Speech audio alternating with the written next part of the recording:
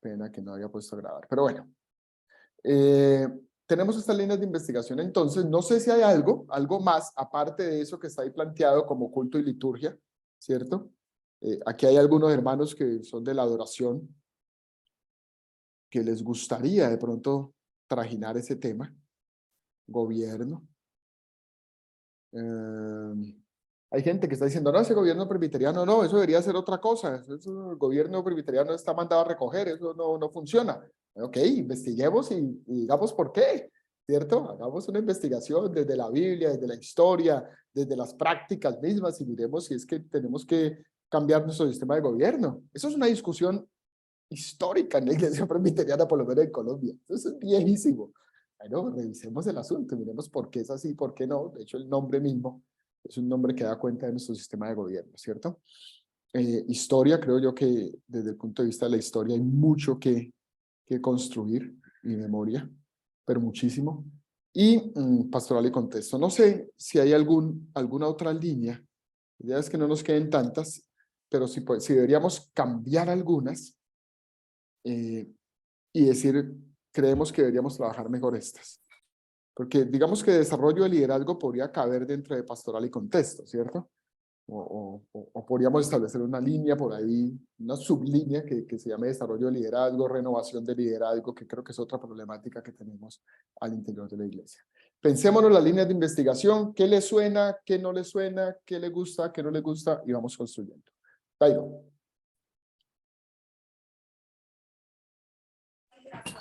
Sí, profe, yo en su momento cuando hablamos sobre esos temas para investigar y para abordar, yo había pues hablado o había propuesto la idea de hablar sobre las familias pastorales, sobre los hijos de los pastores, Ok, que es pastoral y una contexto. situación también que es alarmante, y ahondar más sobre ese tema pues nos ayudaría a tener un diagnóstico mejor sobre el tema Listo. de las familias, de los hijos de los pastores y qué hacer sobre eso.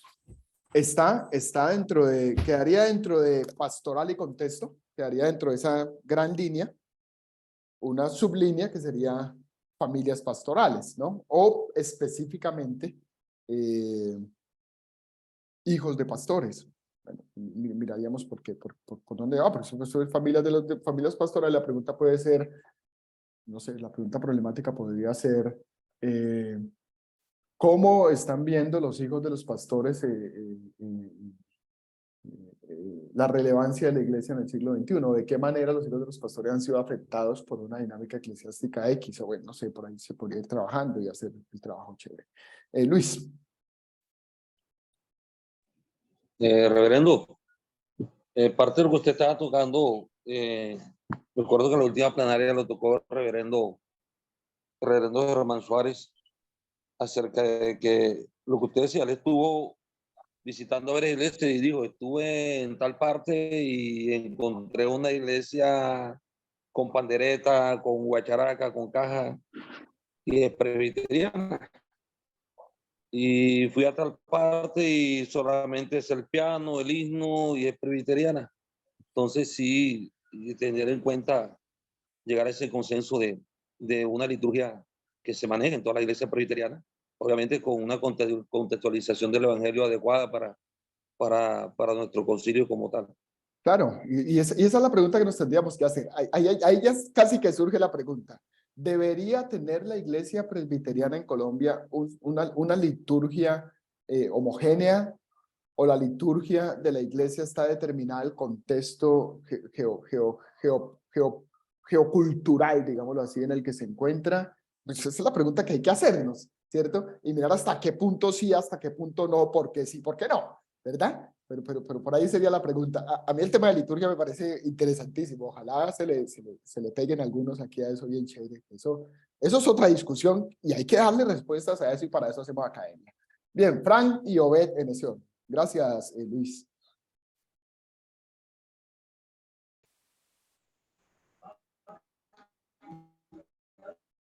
Buenas noches, bendiciones a todos, hermanos y compañeros. Lo mencionaron no hace poco que pude ingresar a la clase. Pero hay un tema también que me está llamando mucho la atención y es el comportamiento de la iglesia con las nuevas generaciones, ¿sí? Y primero que todo eso. Y segundo, también hay otro tema que también pues, lo veo interesante, y es el tema de la economía de la iglesia, pero no tanto del colectivo, sino de las familias, ¿sí? ¿Se puede o no se puede en la iglesia formar sociedad donde también se pueda trabajar para la economía de la familia? ¿Es bíblico o no es bíblico? Eso. O sea, son dos temas que me rondan en la cabeza, viendo desde la perspectiva en que la realidad económica de la iglesia, o sea, que toca a la familia, ¿no? Entonces, ¿cómo desde la iglesia se podría abordar eso también para mejorar esa situación? Ok, eso sí es un tema nuevo. Bueno, el de nuevas generaciones, creo que podría pensar en pastoral y contexto. Creo que ahí se podría pensar las nuevas generaciones como una línea. De hecho, eso se puede conectar con lo de los hijos. Creo que ahí yo hice un acercamiento muy simplista cuando estábamos haciendo la maestría en liderazgo. Entrevisté a algunos hijos de pastores, dialogué con bastantes hijos de pastores. Lástima que no documenté eso. No sé si tengo algo de eso. Pero encontré unas cosas muy ricas y eso lo fui conectando con nuevas generaciones y le propuse a Yuri, que es la coordinadora nacional, cosas desde ahí para la línea de las nuevas generaciones y el trabajo de nueva generación a nivel nacional, que creo que están implementando algunas. Pero eso sería un trabajo interesante de rescatar, entre tanto que las nuevas generaciones son como una comunidad cada vez menos alcanzada. Y desde Estados Unidos, sobre todo, se han producido muchos documentos muy interesantes con relación al tema de nuevas generaciones. Creo que ustedes con Yuri trabajaron un libro precisamente que tiene que ver en esa línea, ¿no? Y bueno, hay otros como Me Perdieron, y en Latinoamérica hay producción también de Zapata en esa línea. Bien, eso me podría conectar, porque creo que la mirada de los hijos de los pastores desde su experiencia, pero también la mirada de los hijos de pastores entre tanto jóvenes de cara a la iglesia puede decirle mucho a la iglesia, muchísimo a la iglesia nacional. Bien, Obed. Gracias, pastor. Sí, pues justamente pues iba a tocar ese tema en cuanto me pareció muy importante e interesante lo del libro que estamos leyendo que se llama La Fuga y empezamos a leer sobre eso y eso es una problemática que es real, y que se ve casi en todas las congregaciones en cuanto a la juventud, ¿no? O en su efecto, o se van, o en su efecto, pues no acuden a las iglesias, no van a las iglesias y me pareció muy interesante ese punto porque, digamos, en la juventud hoy en día ya no quiere escuchar lo que se debe escuchar. Ellos quieren escuchar lo que quieren escuchar, me cuenta. Okay, Y eso es un punto muy bueno. claro, hay que escucharlos, hay que mirar qué es lo que ellos están diciendo de la iglesia. Sí, sí. Eso sería un proyecto de investigación interesante que nosotros podríamos hacer. Ahí se podría hacer una investigación mixta con unos muestreos, con unos ejercicios interesantes. Eso sería una investigación interesante que haría dentro Sí, de... a mí sí particularmente me llamó mucho la atención ese tema y pues, o sea, me llamó bastante la atención y me gustó y sí, me gustaría como profundizar más a fondo del por qué. Bueno, eso por un lado. Lo otro, pastor, pues tocando, diga que estaba tocando ahora el tema sobre la cuestión de la liturgia y todo eso. Yo creo que eso es cultura, ¿no? Y Colombia, pues cada región tiene su modo de hacerlo. Pues no sé si me estoy adelantando, estoy malinterpretando de pronto.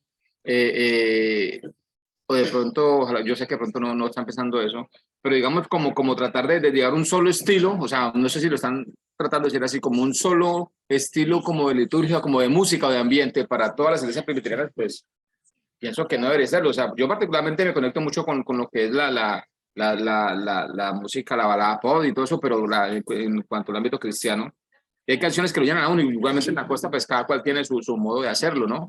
Pero entonces que hace falta de pronto que unificar, no sé si lo he entendido así, ¿no? Unificar como el estilo de la liturgia o de pronto como ambientizarlo más, pues no sé cómo sería, porque cada región maneja su modo de hacerlo diferente, ¿no? Su práctica. Y la otra es, pues, si uno tras de qué va, tras de la música, tras del ritmo, tras de la palabra. ¿Sí? Porque eso también puede ser pues, para eso. Yo voy porque en esa iglesia cantan lo más de bonito. Bueno, pero usted va porque cantan bonito, porque es que va. ¿Cuál es la verdadera esencia de lo que uno va buscando a una congregación? Como le digo a la gente, ustedes me buscan por los milagros que le doy, por milagro del lago, pero quiero que me busquen por la palabra. Entonces uno tiene que buscar precisamente eso, ¿no?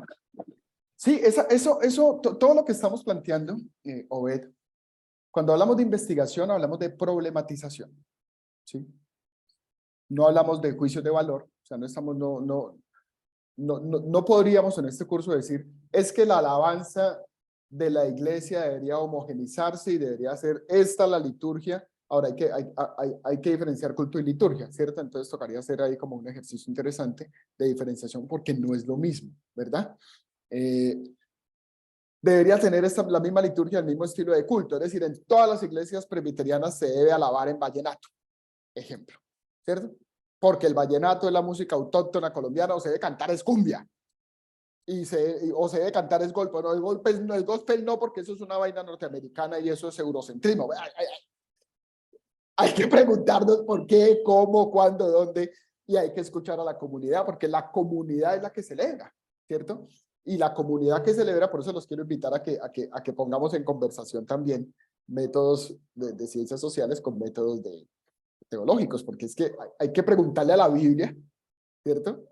Litúrgicamente hablando hay que preguntarle a la Biblia primero, hay que mirar qué nos dice la Biblia de la liturgia, ¿cierto? Hay que mirar qué nos dice la historia de la liturgia, ¿verdad? Y hay que mirar qué nos dice la gente también de la liturgia, las prácticas mismas, las comunidades, hay que hacer observación participante que está en los cultos, hay que mirar que sí, hay que mirar que no, ¿verdad? Porque hay liturgias que también tienen unas características. Yo de pronto les comparto un trabajo que hizo un estudiante de maestría en estudios culturales de la Javeriana, que intervino en lugar de su presencia, lo intervino.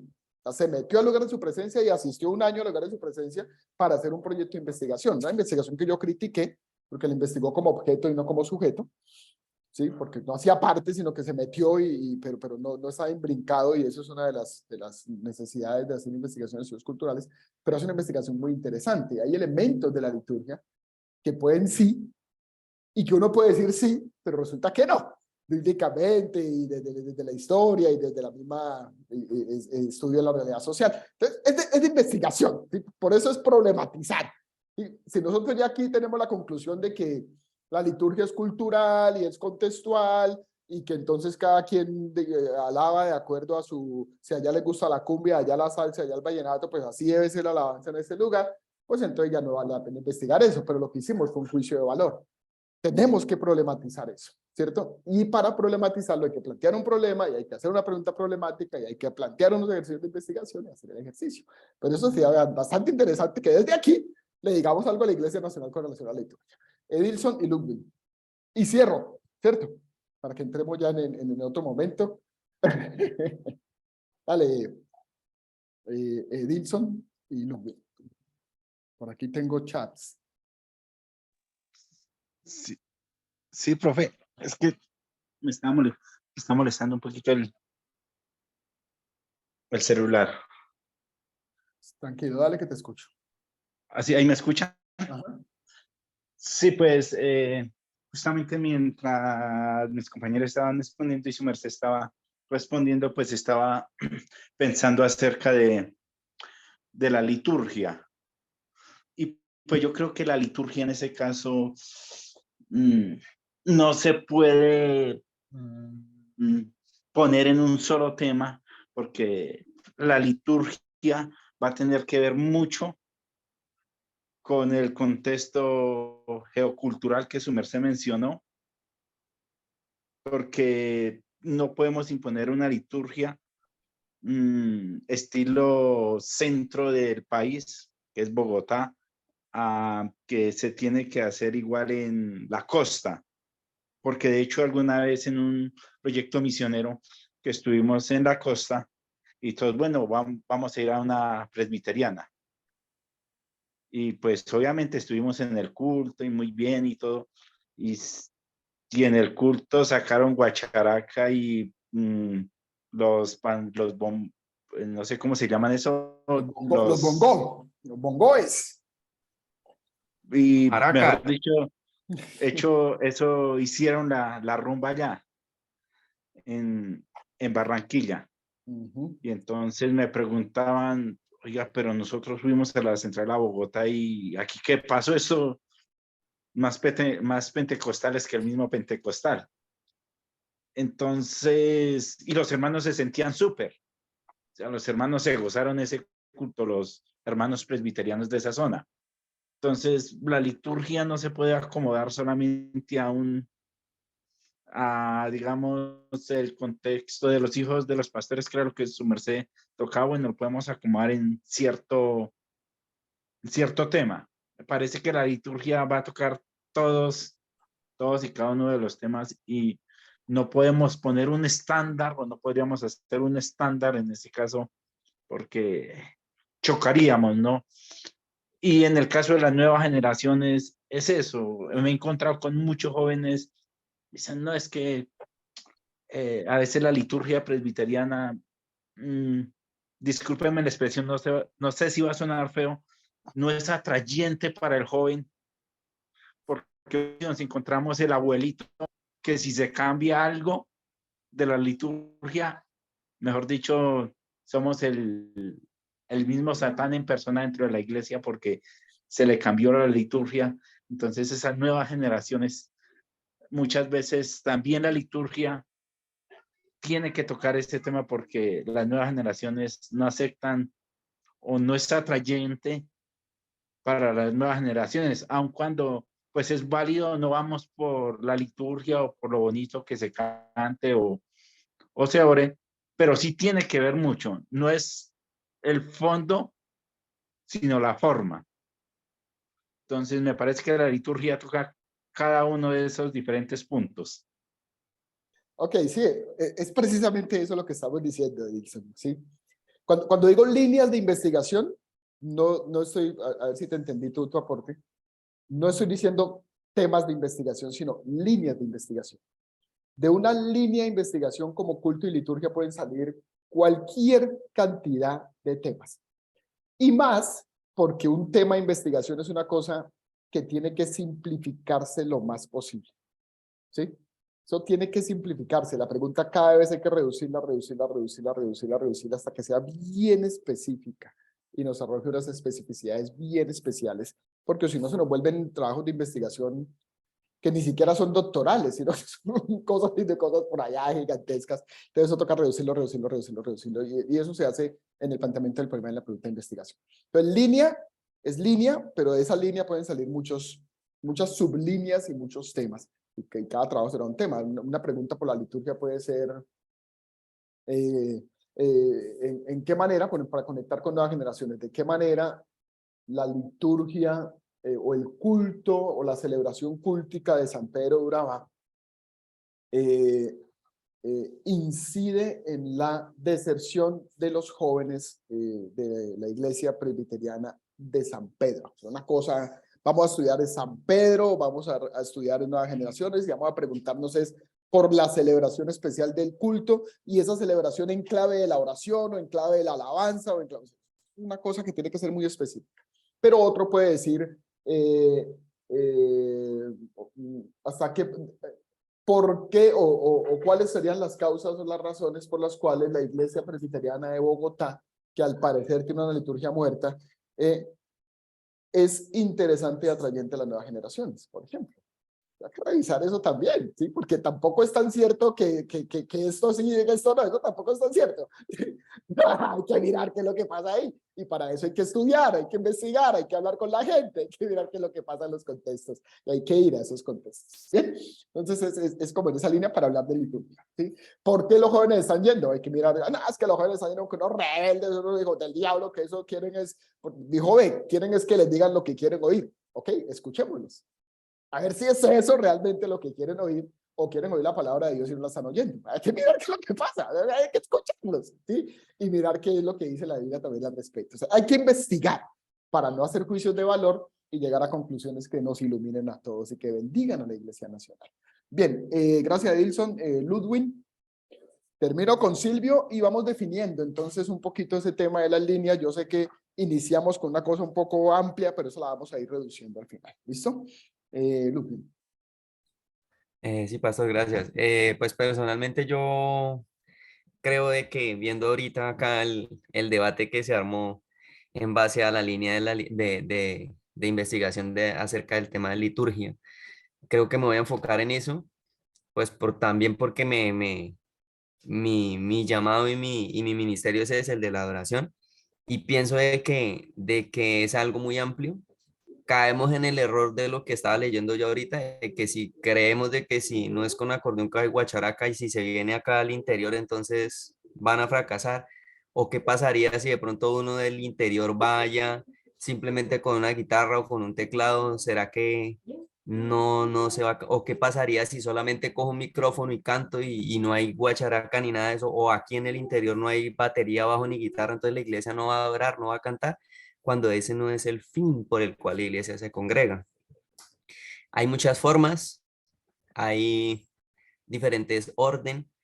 Desde luego que la iglesia presbiteriana en su origen es una iglesia muy ortodoxa, es una iglesia de mucho orden, es una iglesia donde si miramos los orígenes del cómo adoraban antes nuestros antepasados, que era con el himnario, con el himno de fe y alabanza, hay una riqueza teológica y bíblica en esas letras de lo que no hay en los cánticos más modernos que están saliendo ahorita y que son hit, que son el número uno, que son los bestseller en el mercado de la música, ¿no? Entonces yo pienso que detrás de todo eso hay una riqueza. Pienso que todas las formas son importantes, tienen un valor, tienen un sentido, tienen un propósito. Y pues hace el viernes tuvimos una vigilia unida acá en la zona en esta zona de donde está ubicada la iglesia de nosotros, y me pareció peculiar porque nosotros como ministerio íbamos con bajo, guitarra, batería, piano y las voces, y de repente salió un señor con una guacharaca y desde atrás se hacía, y aunque él iba en contratiempo de lo que nosotros estábamos haciendo, esa era su forma en la cual él estaba exaltando el nombre del Señor, y yo no podía parar y decirme, parar la música y decirle a través del micrófono: hey hermano, ¿por qué no se calla y guarda su guacharaca? Esa es la forma en la que él lo puede hacer, ¿sí? Y de pronto pueden pasar, pasaron otros ministerios de otras iglesias hermanas donde solamente había guitarra y piano. Esa es la forma en la que ellos lo hacen, ¿sí? Pero eso no me impide a mí en que yo me una como parte de la iglesia y en un mismo sentir, en unidad, alabemos y exaltemos el nombre de Dios. Entonces pienso que es un tema interesante, y personalmente yo ya levanto mi mano y de una vez ya, como el cuento, separo el cupo en el bus. Yo voy por esa línea. Muy bien, muy bien. Claro, es que nomás en culto y liturgia hay 1.000.000 de preguntas. La liturgia nos tenemos que preguntar por lo que significa la liturgia y hasta qué punto la significación de la liturgia hoy todavía no significa, todavía la liturgia se constituye y se convierte en un medio de la gracia. Porque la sola liturgia comunica, la sola liturgia da un mensaje, la sola liturgia propone. Eso no es, o lo entendemos más bien como una dirección del culto solamente. ¿Cuáles son los elementos? ¿Qué significa cada elemento? Es una cantidad de cosas. Claro, el curso de culto y liturgia alimentará eso. Hace poco salió un libro que escribió creo que es psicólogo, socióloga norteamericana, que se llama Culto, el lenguaje de los fanatismos. Lo acabamos de adquirir aquí en el colegio de Ibagué, voy a acercármele apenas pueda porque con tanta cosa no es tan fácil, pero es interesante lo que ella va a proponer ahí, porque ella va a decir que el culto, más en un contexto norteamericano, pero saben que nosotros copiamos todo lo que pasa en Norteamérica, ¿no? Eso es una cosa supremamente interesante. Eso también es una cosa para revisar desde la perspectiva del culto, por ejemplo, ¿sí? Hasta los sermones. Ella va a decir que el culto se ha convertido en el lenguaje de los fanatismos y que desde ahí se han dado cosas como la elección de Donald Trump y bueno, muchas cosas que tienen que ver con temas políticos, con temas sociales, con temas culturales. Esas son cosas para revisar. ¿Hasta qué punto la liturgia se constituye en un elemento político? Que es política, además. O sea, hay mucha pregunta. Las letras, dijo Ludwig, las letras de las canciones. Ok, ¿y a eso quién le está haciendo revisión? Teológica, bíblica, evangélica, desde el punto de vista de que sean centradas en el evangelio. Los ritmos, ¿a quién le está haciendo, análisis y revisión a los ritmos? Miren, en Brasil, solo para decir una cosa sobre liturgia también, en Brasil, sobre culto. Todos los viernes en Brasil, hace unos años, o sea, allá nace el neopentecostalismo en Latinoamérica, de alguna manera, en Brasil, ¿no? Todo ese movimiento neopentecostal nace en Brasil. Y todos los viernes, o sea, cada día había un culto de sanidad, culto de milagros, culto de enseñanza bíblica, culto de prosperidad. Y todos los viernes era el culto de liberación en todas las iglesias neopentecostales que estaban surgiendo. Y usted iba y había una alabanza distinta en cada culto, pero en el culto de liberación eran tambores. Eso se puede registrar, porque hay que mirar teóricos y hay que mirar trabajos, ¿verdad? Tambores, tambores, tambores. Y hay que mirar cuál es el efecto que el tambor produce en el cerebro para generar unos efectos. Ojo con eso, que es que la música no es inocente. Entonces, es que no, ojo que la música no es inocente. Los ritmos no son inocentes. Las melodías no son inocentes. Las notas musicales no son inocentes. ¿Por qué se tocan una nota baja? ¿Por qué se toca una nota alta? ¿Qué quiere eso producir en el auditorio? A veces uno es inocente, porque uno coge a Marcos Witt o coge al que sea y canta igual que, esa es por ahí, esa es por ahí. Pero los expertos en música dicen, eso hay que tocarlo en la nota la, porque eso en la nota la produce melancolía y hace que la gente cuando esté en el culto, en la adoración, llore. Y eso está simulado, o sea, espera un momentico. Aquí estamos enseñando teología, señores. Aquí estamos en la academia, y en la academia problematizamos. Ok, solo para dejarles ahí eso sobre la mesita. ¿Listo? Bien. Los dos que me faltan, y vamos a tomar café. ¿Cómo están haciendo los tiempos? Ya les doy la palabra. ¿Cómo están organizando? ¿Tienen entre clases o se van las 2 horas y esas 2 horas no alcanzan, hermano? Estamos descansando a la hora, pastor. Listo, o sea que ya deberíamos de estar tomando café. Ya escuchamos los dos hermanos, tomamos café y nos metemos en el tema y vayan pensando qué línea de investigación. Solo uno me ha dicho, yo voy a investigar liturgia. Bien, sigamos. Silvio y Rubén, y cierro participaciones. Dale, Silvio. Yo quiero contarle algo que viví, como decimos nosotros, en carne propia. Yo vengo, bueno, creo que todos saben, yo vengo de la costa, ¿verdad? Y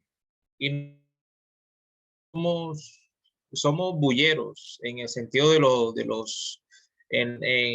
en el sentido, no en la liturgia, sino en el momento de la alabanza.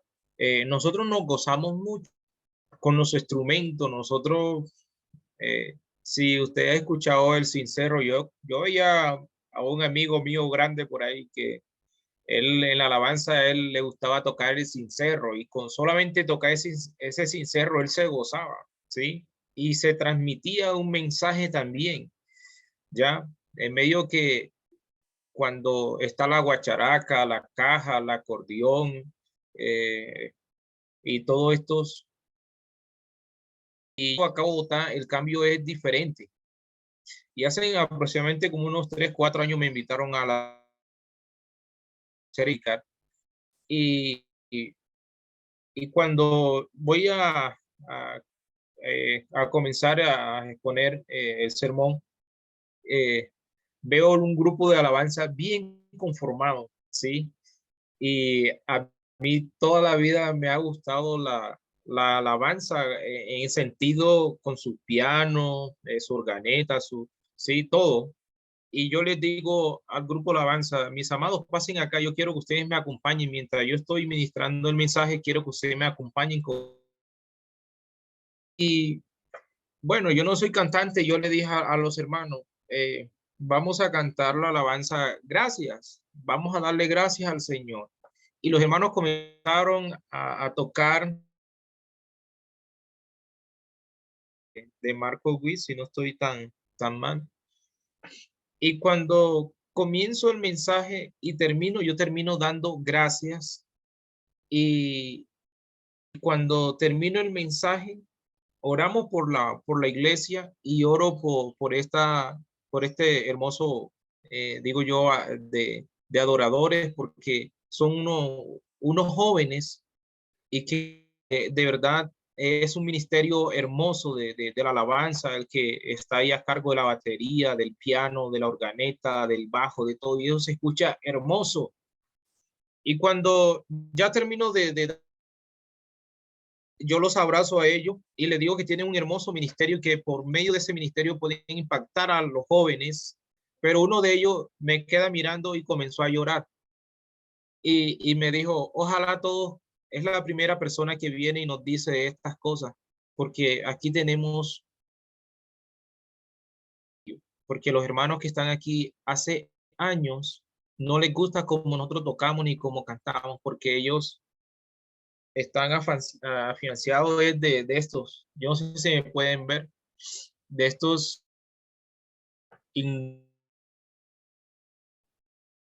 ¿Ese cuál es? El himnario. me- ¿Himno de los fundamentos es ese?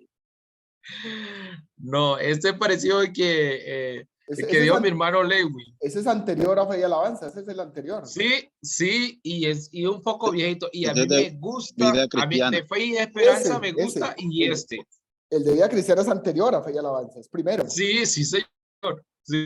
Entonces, yo comienzo a escucharlo y a ver que ahí hay una gran dificultad enorme. Y yo le digo, bueno, ustedes tienen que hacer algo y tienen que hablar con ellos. Tienen que Ahí aceptar está Fe y también, Alabanza. bendito, ese de Fe y Esperanza, ese, mejor dicho. Es una bendición. Muéstrenlo bien, hermano. Ahí, Ahí está, no, mire, hermano. himnario de Fe y Alabanza. ¿Ese es el pentagramado? Lewin, ¿es el pentagramado? Tremendo. Ok, Entonces, listo, yo concluye, comienzo a Silvio. escucharlo a ellos y miro que ahí hay un problema de afondo.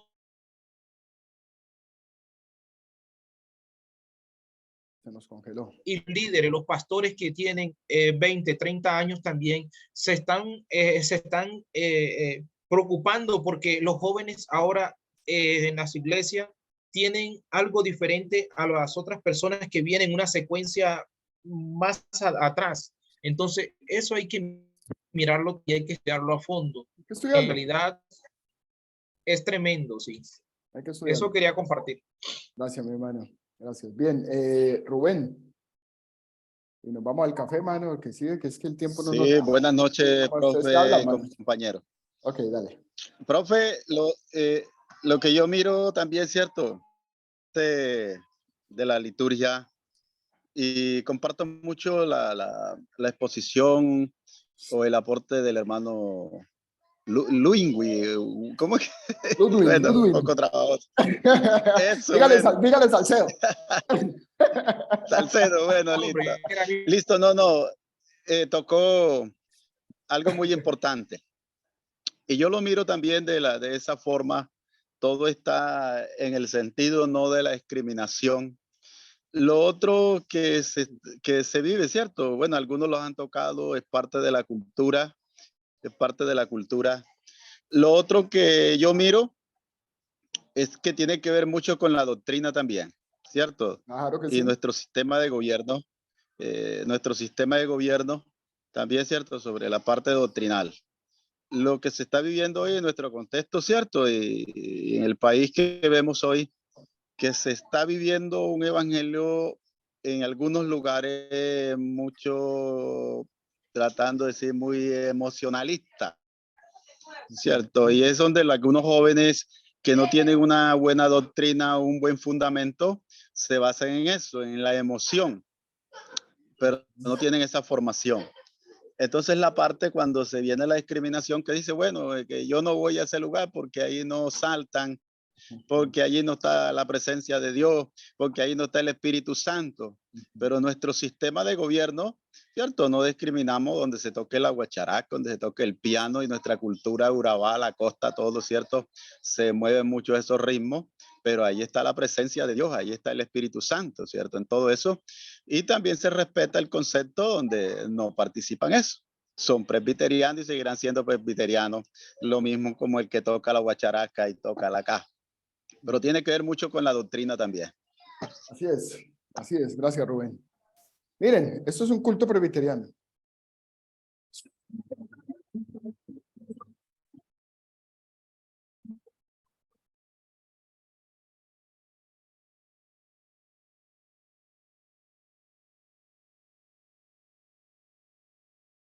No escucha nada, pastor.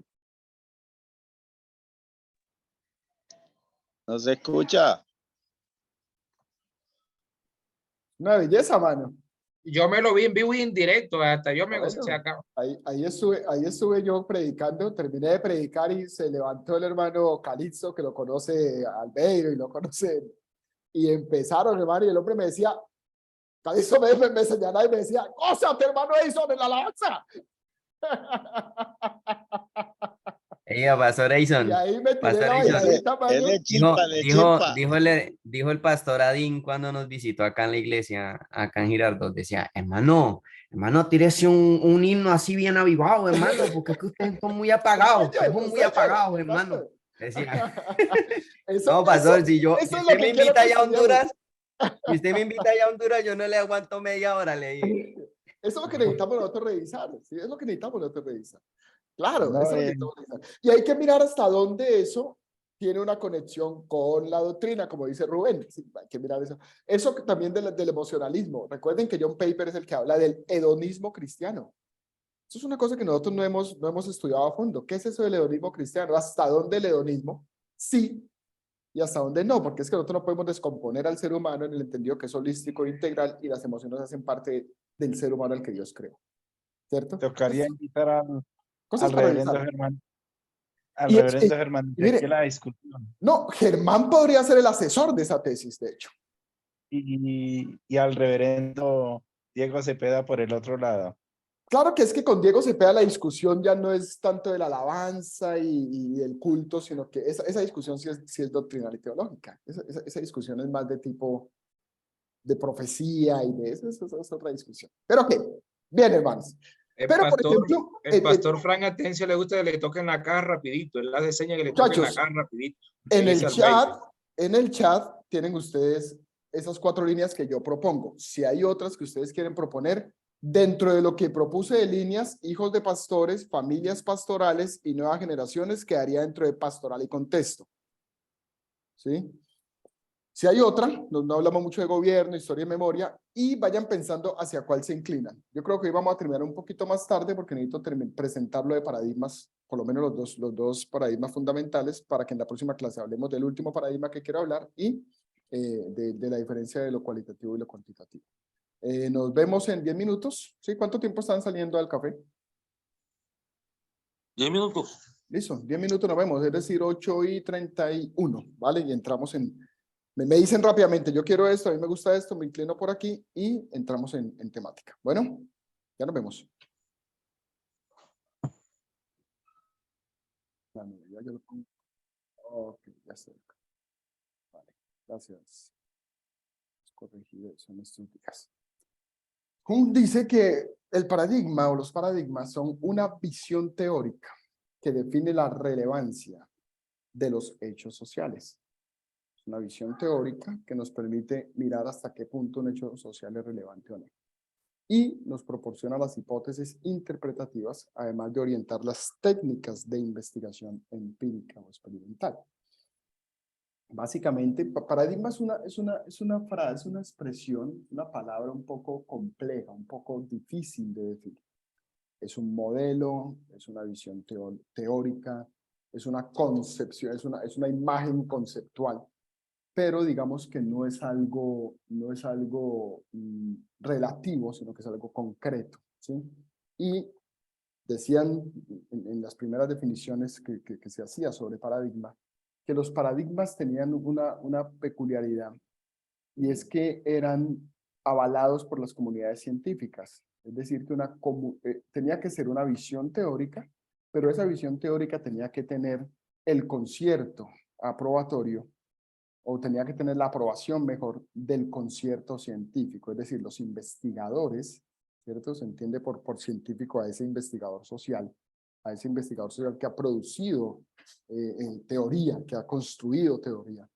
Se entendía que los científicos como que hacían un concierto, no necesariamente porque se unían y decían, no porque se unían y decían esto es un paradigma, sino porque desde sus ejercicios investigativos ellos coincidían en que había unas visiones, unos modelos, unas visiones teóricas que eran aprobadas, digamos, en los procesos de investigación, y a partir de ahí entonces se construían esos procesos de investigación en sí mismos, ¿sí?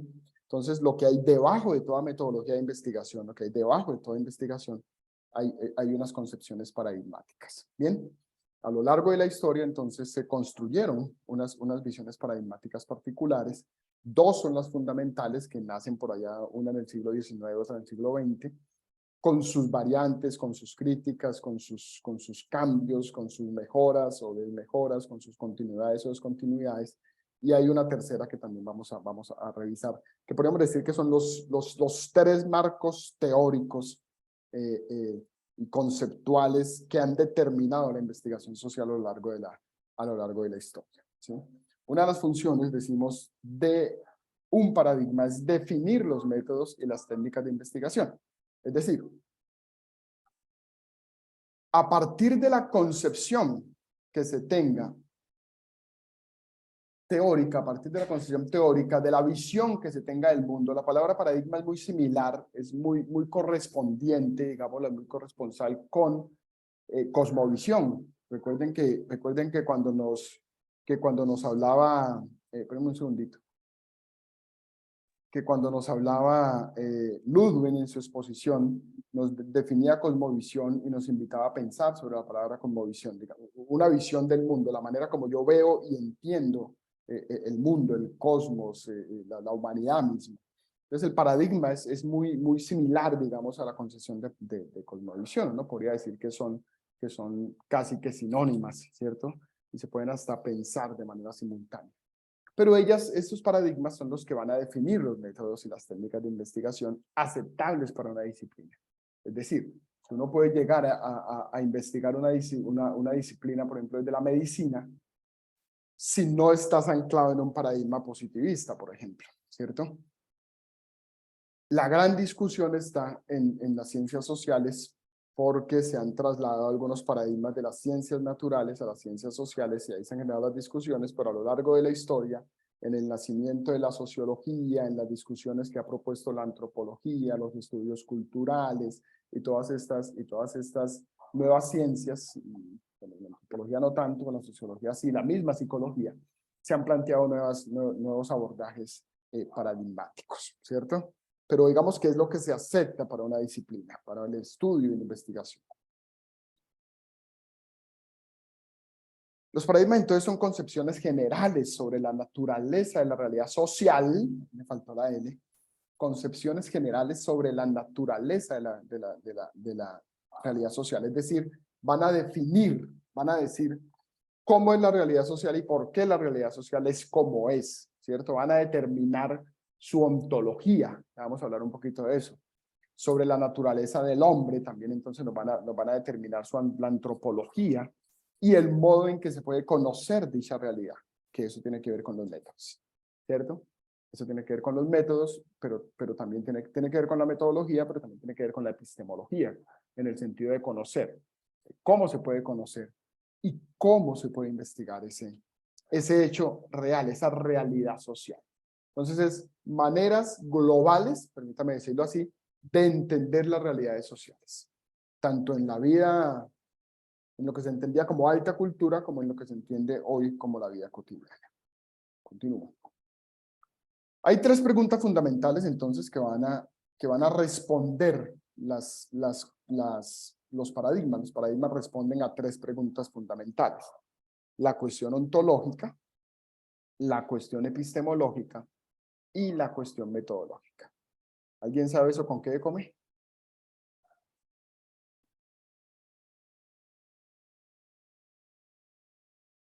¿Sí o no? ¿Qué es eso de ontología? ¿O qué es eso de la cuestión ontológica? Me explique, pasó porque en mi caso estoy... Ok, una de las cosas que va a empezar a pasar en estos cursos, les va a comenzar a pasar, es que se van a encontrar con estas palabras horribles, feas y asquerosas, que son palabras que nacen de la filosofía, ¿no? Que se reproducen más desde la filosofía, algunas también de la teología, pero son palabras muy académicas y a veces academicistas. Algunos tratamos de alejarnos de estas palabras, sin embargo quise dejarlas ahí, porque ustedes se van a encontrar con eso. Se van a encontrar con eso con algunos docentes, que les van a hablar de ontología, de epistemología, de metodología, de cosmología, de cosmogonía, de teleología, ¿cierto? Y es bueno entonces de alguna manera definir esas cositas. En algún momento quizás les hago un documento que defina, digamos, cada una de estas, porque estas palabras se pueden cambiar. Aquí podríamos haber dicho la cuestión del ser, la cuestión del conocimiento y la cuestión de la investigación, por ejemplo, o de los modos de investigación. Y básicamente estamos diciendo lo mismo, ¿sí? Pero son categorías que se usan generalmente en el mundo académico.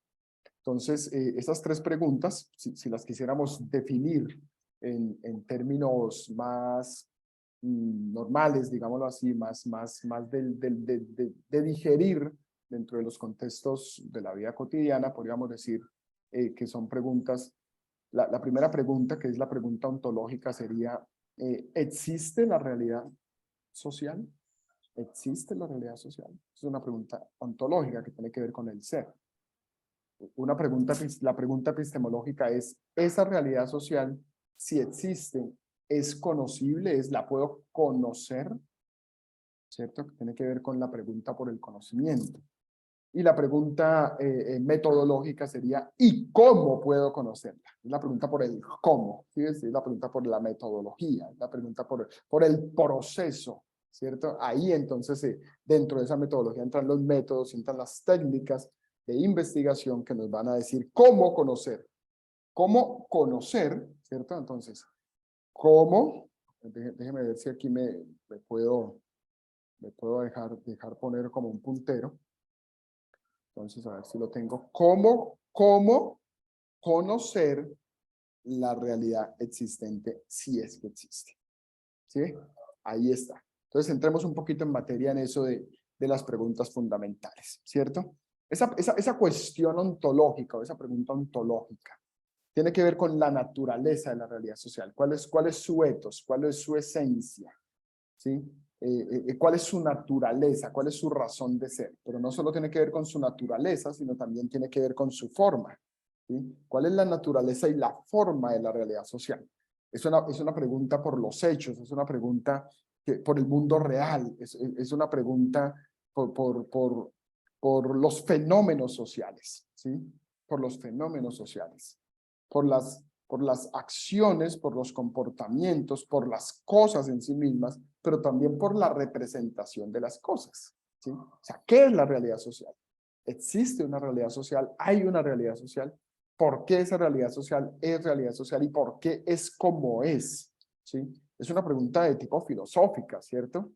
Que tiene que ver con la existencia de lo que existe, con la existencia de las cosas, con la existencia del mundo exterior, con esa idea de la representación también. Saben ustedes que la realidad social se manifiesta por significados, se manifiesta por representaciones, ¿sí? Es ahí donde podemos ver su objeto, donde podemos ver su acción, ¿sí? Así como, y necesitamos hacernos la pregunta de la existencia de la realidad social en tanto que la realidad social como categoría académica o conceptual, más bien, como categoría conceptual, nos tiene que llevar a confirmar que de verdad existe. Les pongo un ejemplo, el ejemplo de un dibujo. Que tú hagas un dibujo, ¿cierto? Es una representación de algo, pero el dibujo no, en esencia no nos está diciendo que eso que se dibujó existe. Simplemente representa algo, pero no prueba la existencia de la cosa que representa. ¿Estamos aquí? Si los enredo me dicen, bueno, esto está muy enredado y miramos cómo aterrizamos esa cosa, ¿sí? Porque ya entramos aquí en un discurso un poquito filosófico. Yo hago un dibujo, X dibujo, y ese dibujo es una representación, sí o sí, es una representación de algo, está representando algo. Pero el dibujo no significa, no prueba que eso que se dibujó existe. Para probar o comprobar que eso que se dibujó existe y que es conocible, hay que hacer otro tipo de procesos, ¿cierto? Hay que mirar cómo, entonces hay que entrar a mirar si eso existe, hay que hacer una investigación, ¿sí? Se dibuja, no sé, una silla, por ejemplo, pero el dibujo de la silla, una silla X con unas alas, con unas cosas, bueno, ese dibujo representa una silla, pero yo necesito comprobar a partir de un ejercicio empírico, de un ejercicio de investigación, que efectivamente eso que se dibujó existe en realidad. Y eso de alguna manera es la realidad social, ¿cierto? La existencia de la idea en el pensamiento no nos dice nada sobre la existencia de la realidad del objeto representado. La existencia de la idea, está la idea, está en el pensamiento. Yo digo, hay una realidad social. Ok, pero ¿qué es eso? Pero ¿cómo aterrizo eso? ¿Cómo defino que eso realmente existe? ¿Sí? Pues bueno, necesito... Y si existe, ¿cómo la conozco? ¿sí? Si existe, ¿puedo conocerla? Ok, existe la silla, ¿puedo conocer la silla? Sí, claro, puedes conocer la silla. ¿Cómo? Ah, bueno, tienes que ir a una casa, o tienes que ir a un almacén, o tienes que ir, bueno, hay un ejercicio de intervención, ahí ya hay una técnica y una metodología que implica desplazarme, que implica observación, que implica comprobación en el entendido de que me siento, de que la toco, de que la percibo, ¿sí? Entonces la representación es representación de algo, pero tengo que comprobar que ese algo que está siendo representado realmente es, ¿sí? Y esa es la cuestión, de alguna manera, la cuestión ontológica. Más o menos, o enredada la cosa. No enreden, tranquilos. Que eso en la práctica simplemente está puesto. Eso es una cosa que está, como que usted sabe que prendió el computador y hay una cosa que hace que esa vaina prenda y funcione, que es un motherboard, que es un sistema operativo y que eso todo está por debajo, pero usted ni sabe cómo es que funciona esa cuestión, pero funciona, ¿verdad? O sea, está ahí, está presente, está en la esencia del asunto, está ahí en el escenario, pero no siempre se percibe, pero se sabe que el sistema funciona porque eso está ahí. Y simplemente lo vamos a intervenir a partir de una investigación. Sin embargo, en nuestra investigación no vamos a preguntar si la realidad existe, porque esto y esto y esto y esto, que no vamos a filosofar. Vamos a hacer teología, ¿cierto? Y vamos a hacer teología con investigación social. Entonces, solo que esta teoría es necesario plantearla para decirles de dónde se desprenden las metodologías de la investigación y a cuál nosotros nos vamos a suscribir también, o vamos a perseguir suscribirnos. Bien, la pregunta epistemológica, entonces, tiene relación con el quién y con el qué.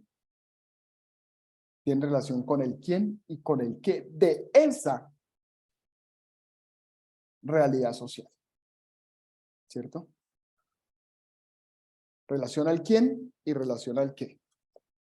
Para darnos entonces un resultado cierto de esa relación.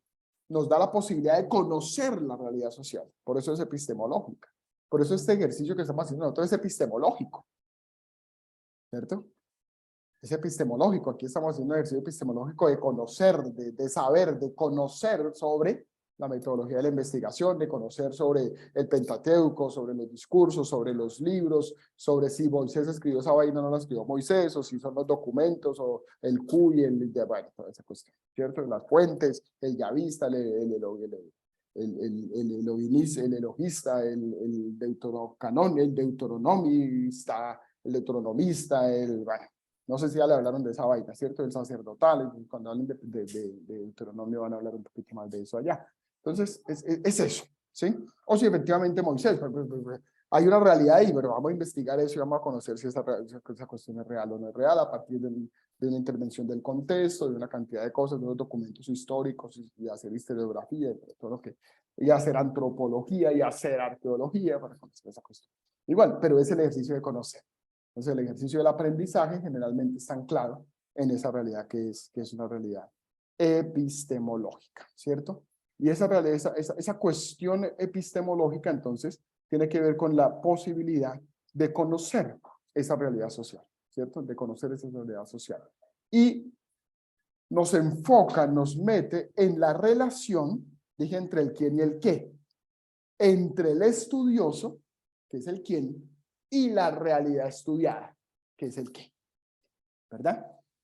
El estudioso, el que quiere conocer, pero también el que quiere dar a conocer, ese es el estudioso, es el investigador, pero también sobre la realidad estudiada a la cual él interviene, la cual él interpela, a la cual él se introduce, digámoslo así, para investigarla, como sujeto o como objeto, porque esa es una de las cosas que vamos a entrar a ver ahora, que vamos a poner en discusión, o han puesto en discusión los teóricos para hablar de metodología. La respuesta a esa cuestión epistemológica, entonces, depende de la respuesta a la cuestión ontológica. Porque dice, ¿existe la realidad social? Y luego, ¿es conocible? ¿Se puede conocer? Pero si no existe, pues no se puede conocer porque no existe. ¿Se dan cuenta cómo entonces la cuestión epistemológica depende de la ontológica? O sea, si la respuesta es, la realidad social no existe, entonces no hay nada que conocer, ¿verdad? Pero si la respuesta es la realidad social sí existe, porque esas representaciones, esos significados, esos símbolos, esos discursos, esas prácticas tienen una realidad, tienen son manifestaciones de algo que es real, de algo que sí está, de algo que está presente. Ah, bueno, es una pregunta, la pregunta ontológica es una pregunta teológica también. Y la pregunta teológica sería ¿cuál?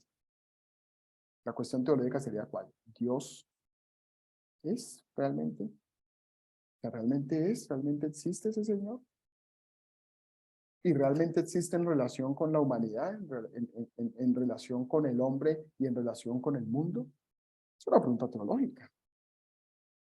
Si la respuesta es no, pues entonces ¿para qué hacemos teología?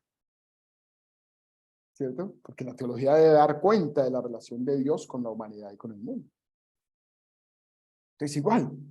Y ahí nos metemos en una pregunta epistemológica. ¿Cómo puedo entonces conocer a ese Dios? Que es teología epistemología. Teología epistemología. Bien. Ahí vamos entrando en materia. Es un poquito denso, pero lo vamos transitando poco a poco. La cuestión metodológica, entonces. La cuestión metodológica es la pregunta por el cómo. Es decir, ¿cómo puedo conocer la realidad social? Que ya ontológicamente se me dijo que sí existe y que ya epistemológicamente se me dijo que sí la puedo conocer. Ok, ¿cómo? ¿Albeiro Álvarez existe? Sí, ese man existe. Ese man existe allá en San Pedro de Urabá. ¿Y lo puedo conocer? No, viejo, usted no lo puede conocer al man porque es que el man es inaccesible. Vive en una montaña donde hay que llegar de una manera, solamente hay que llegar en aeroplano y los aeroplanos, y si usted llega allá, el man le manda al mensajero y le dice que no lo quiere recibir, usted no puede conocerlo. Ah, pero lo puede conocer a través de sus escritos, lo puede conocer a través de sus discursos, usted encuentra en YouTube sus predicaciones, encuentra sus discursos en estados, yo le puedo dar el número para que vea los estados, en Facebook se lo puede ver predicando. Ah, bueno, sí lo puedo conocer, quizás no en persona, pero lo puedo conocer. ¿Cómo? Ah, bueno, entonces mira, aquí están los medios para que usted lo conozca, ¿sí? Eso tiene que ver entonces con la mediación, tiene que ver con el cómo conozco. ¿Estamos aquí? Entonces la metodología tiene que ver con el cómo, con la forma en la que yo puedo conocer. Tiene que ver entonces con la instrumentación técnica, con el camino para conocer, para desarrollar el proceso cognitivo, el proceso o la función de conocer. Y ahí entonces se suscriben los métodos y las técnicas. Metodología, método y técnica. La metodología no es lo mismo que el método. Constantemente se usan de manera indistinta metodología y método, pero metodología y método no son la misma cosa. ¿Está bien? Metodología y método son dos cosas distintas. Y permítame explicarle esto a ustedes que son estudiosos de la Biblia. Hermenéutica y exégesis no son la misma cosa, ¿cierto? ¿O sí? Entonces, ¿qué dicen? La hermenéutica es el marco que contiene, digamos que la hermenéutica es la casa y la exégesis las ventanas. La contiene, pero no es lo mismo. Igual la metodología y el método. La metodología es el marco. Y el método, perdón, es el procedimiento. Y las técnicas son los instrumentos que se usan para conocer eso que es conocible porque existe, porque es real. ¿Estamos? Entonces no es correcto usar metodología y método de manera indistinta. La metodología simplemente me dice qué métodos usar y qué métodos no usar. Básicamente eso es lo que me dice la metodología. La metodología me dice, mire, si su metodología está anclada en este paradigma, es de este tipo. Y los métodos que debe usar son estos y las técnicas son estas. Si la metodología está anclada en este otro paradigma, entonces esto y esto y esto. Debe usar estos métodos y debe usar estas técnicas que son también distintas. ¿Está bien? Decía Taylor decía, metodología es el modo en que enfocamos los problemas y buscamos las respuestas. Eso es metodología. Entonces, enfocamos los problemas de manera cuantitativa. Por ejemplo, la pregunta cuantitativa sería, ¿cuántos jóvenes están yendo de las iglesias presbiterianas? La pregunta cuantitativa, y eso lo que queremos ahí es hacer un ejercicio estadístico y esto. Pero si la pregunta metodológica es, ¿cuál es la razón por la cual los jóvenes se están yendo de las iglesias? Darse cuenta que el abordaje es distinto. Ya no me invita a hacer un ejercicio de estadística, sino quizás a tomar otra técnica que ya no es la estadística, sino quizás la entrevista, sino quizás otro tipo de ejercicio, los grupos focales, las encuestas, que pueden jugar las encuestas por lo menos dentro de lo metodológico, dentro de lo cualitativo y lo cuantitativo. Pero se dan cuenta que la pregunta metodológica es la que ilumina el método, que son las operaciones y las actividades que se desarrollan de manera sistemática para conocer esa realidad. Y las técnicas, entonces, son los procedimientos que se usan. Entonces, toda metodología tiene unos métodos y esos métodos tienen unas técnicas. Que recolección de datos, que esto. ¿Sí? ¿Hasta ahí estamos claros? ¿O está muy enredada la cosa? Si está enredada, díganme, no está enredado, hermano, no entiendo nada. Me parece que un juego como de palabras y Claro. y extenderse demasiado. Mucho, toca es poner cuidado. O sea, aquí estamos Profesor, de categorías un poco filosóficas, y yo sé que esas palabras, pero quédese con esto. La cuestión ontológica hace la pregunta por el ser. La cuestión epistemológica hace la pregunta por el conocer. Y la cuestión metodológica hace la pregunta por el cómo conocer eso que es. Y ya. ¿Listo? Ahí está. Cuestión ontológica. Onto, ser. Tratado sobre el ser. Esa es la etimología de la palabra. La cuestión epistemológica, de episteme, que es conocer, conocimiento. Y logia, que es tratado, discurso sobre el logos, ¿no? Que ustedes conocen esa palabra. Y metodológica, que tiene que ver con la lógica, que también es el tratado, la palabra, el discurso, sobre el método. ¿Listo? Tiene que ver con el cómo, con el método, con la forma de llegar a. ¿Está bien? La pregunta, la cuestión ontológica, la pregunta por el ser, por la existencia, por el ser de esa realidad social, por el ser de una persona, por el ser de la naturaleza, la pregunta por el ser ontológico. ¿El por qué? Mejor, ¿hay que ver el por qué? No. No, es la pregunta por el ser. ¿Existe? ¿Es? ¿Y si es, qué es? Y la pregunta epistemológica es, ¿y eso qué es lo puedo conocer? ¿Puedo acercarme a eso? ¿Puedo tocarlo? ¿Puedo percibirlo? ¿Puedo evidenciarlo? Es la pregunta por el conocer eso que es. Que les decía, ¿Albeiro es? Esa es la pregunta ontológica. Sí, Albeiro es, Albeiro existe. Ok. ¿Puedo conocerlo? Pregunta epistemológica. Ah, sí, claro, usted puede conocer. Perfecto. ¿Cómo? Pregunta metodológica. Ah, bueno, pues el hombre vive en tal parte, hermano. Usted, pues mire, aquí está el número, llámelo y presente. Si quiere, lo presento. Ahí están los métodos y las técnicas. ¿Sí? ¿Cómo lo puede conocer? No, usted puede hablar con él tranquilamente a través de una llamada. Entonces, de una llamada o de una visita o puede ver sus predicaciones y ahí de alguna manera conocerle, darse cuenta que ahí están todos los métodos y las técnicas para conocer a ese Albeiro que existe. ¿El perro volador existe? No, esa vaina no existe. Entonces no la puedo conocer, ni hay un cómo conocerla, porque la vaina no existe. ¿Sí me van a entender? La pregunta ontológica ilumina las otras preguntas. Dale. profe, en el sentido de cómo conocer, también caben hay unas preguntas que son claves también, que son preguntas amigas, que son las cuál, cómo y cuándo, ¿sí? Ok, Para cómo conocer. Eso tiene que ver mucho con el tema, bueno, eso depende a lo que se lo apliques, ¿cierto? Depende a lo que se lo apliques. Son las preguntas informativas. En el inglés le llaman las question words, nosotros le llamamos las preguntas informativas. Se usan en la exégesis bíblica, en la metodología, en los métodos de estudio, se usan en los métodos de estudio literarios. Esas son preguntas que se usan todo el tiempo, ¿sí? Claro, digamos que eso está dentro de lo metodológico, está dentro del método. Por ejemplo, el método de interpretación bíblica te dirían, haga todas las preguntas. ¿Qué, cómo, cuándo, dónde, por qué, quién? ¿Sí? Que son informativas, pero básicamente esas están dentro de esa línea del cómo llegar a descubrir algo que quiero descubrir. ¿cierto? De cómo llegar a descubrir algo que quiero descubrir. Están en esa línea. ¿Está bien? Pero para que no se enreden con las palabras raras.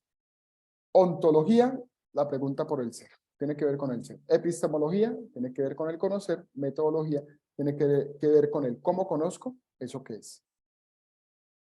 Ontología, existe o no existe. La pregunta por el ser, la esencia del ser. Epistemología, el conocimiento. ¿Cómo conozco? Si puedo conocer, más bien, es posible conocer eso. Y la metodología me dice cómo conocer eso que conozco. ¿Se dan cuenta que están totalmente ligadas?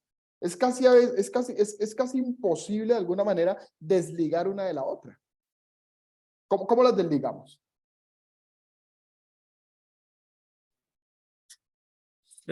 Pienso que al desligarles simplemente quedarnos con el término existe y hasta allí, pero sin dar respuesta Bueno, claro, no a puedo eso. conocer eso que existe y eso simplemente me deja como en un conocimiento de alguna manera filosófico. Pero eso es lo que hace que la filosofía se redefina. Que la filosofía... Pero eso, pastor, pero eso en la parte de uno, en la parte cristiana, pues pienso, ¿no? O sea, con todo respeto, de pronto más de uno. Bueno, esto es un requisito, pero pienso Dale. que eso, o sea, sí es necesario, pero pienso que no me va a importar tanto. ¿Por qué? Porque pienso que ahí entra mi fe, ¿no? Sí, claro, pero es que la misma fe es una cosa que se tiene que investigar, porque la fe es racional. Si la fe no es racional, entonces no es fe. Pero la fe es independiente. ¿Independiente de qué? O sea, pues de cada uno, o sea, mi forma de ver, o sea, o sea, todo el mundo tenemos una fe Sí. de expresarla de diferentes maneras, ¿cierto? Sí, pero O sea, la entonces fe yo digo un ejemplo. la fe no puede ser independiente, o ves, la fe es comunitaria, por eso celebramos como comunidad. Por eso Sí, Dios dijo, no o es sea, bueno que el hombre esté solo. Por eso o se sea, constituye y se establece me la iglesia. refiero a la manera de yo hacerla, o sea, porque hay gente que dice, yo tengo fe, pero se condiciona, ¿sí me hago entender? O sea, eso es algo autónomo, yo siempre lo he visto de esa manera.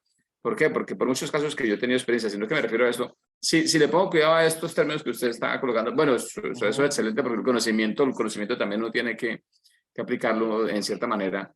Si digo, bueno, como dice usted, están las tres ligadas y de pronto lo que hizo ahora, Claro. si aparto una, ¿sí ve? Entonces, ¿me afecta en cierta manera o no? Claro, porque si tú dices, pongámosle eso a la fe, pongámosle eso a Dios.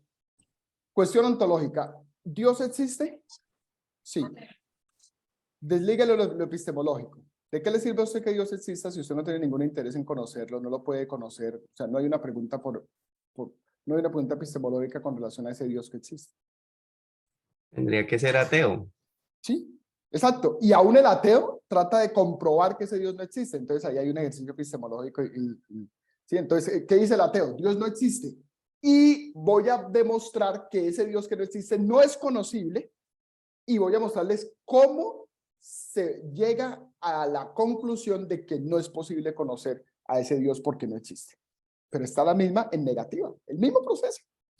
Ontológico, epistemológico, metodológico. Pero yo no los puedo desconectar, ni siquiera en la vida de fe. O ve, porque en la vida de fe, pues, ¿por qué tú oras? ¿Cuál es la razón por la que tú oras? O por la que tú vas al culto, por la que tú lees la Biblia. O por Digamos la que tú eres que, cristiano. digamos, por esa necesidad espiritual, o sea, y agradecimiento, ¿no? Ok, pero ¿qué? ¿Pero qué? ¿Agradecimiento a quién? Pues a Dios, obviamente. Ok, ¿usted por qué ora? Porque usted dice que habla con un Dios. Y ahí está la pregunta ontológica implícita. Solo que esto lo estamos llevando al mundo de la academia. Esto es lo que quiero relacionarlo. Esto es. Claro, en la práctica eso está presente en la vida de todo el mundo. Pero no estamos pensando todo el tiempo, esto es ontológico, esto es epistemológico. No, bueno, nos vemos locos. ¿Sí? Esto es propio de la academia. ¿Sí? Exactamente, pastor, eso es lo que quiero aclarar. Si no se arreglaron, ahora imagino usted por la vida. Imagino uno por la vida, es ontológico, epistemológico, y aquí como yo me tomo. Pastor se podría definir como quién, por qué y para qué. ¿Quién? Lo que pasa es que se mezclan porque esas tres preguntas están